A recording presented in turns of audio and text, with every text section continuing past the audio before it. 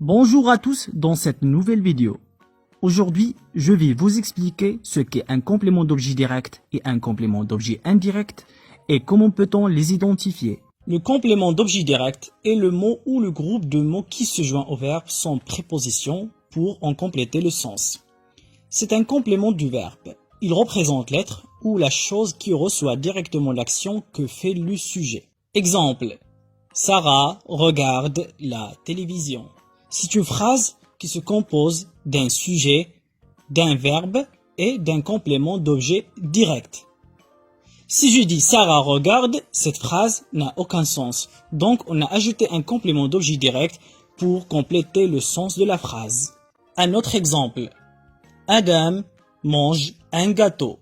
C'est une phrase qui se constitue d'un sujet, d'un verbe et d'un complément d'objet direct.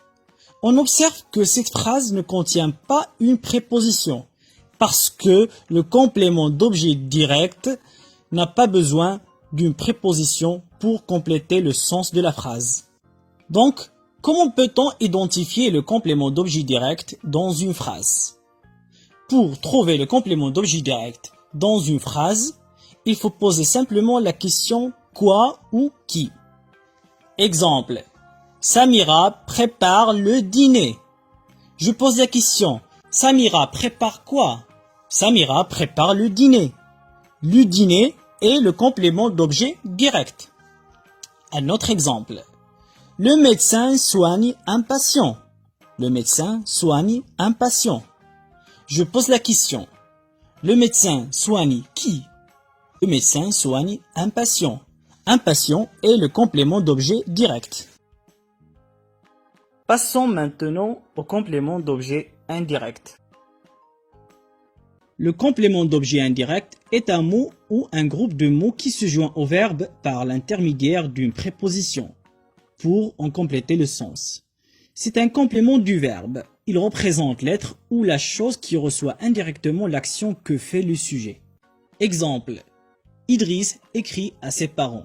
C'est une phrase qui contient un sujet, un verbe et un complément d'objet indirect. On trouve que le complément d'objet indirect se joint au verbe par l'intermédiaire de la préposition à. Parce que le complément d'objet indirect en général a besoin d'une préposition pour compléter le sens de la phrase. Un autre exemple, il parle de sa vie. On a dans cette phrase un sujet, un verbe et un complément d'objet indirect qui se joint au verbe par la préposition de.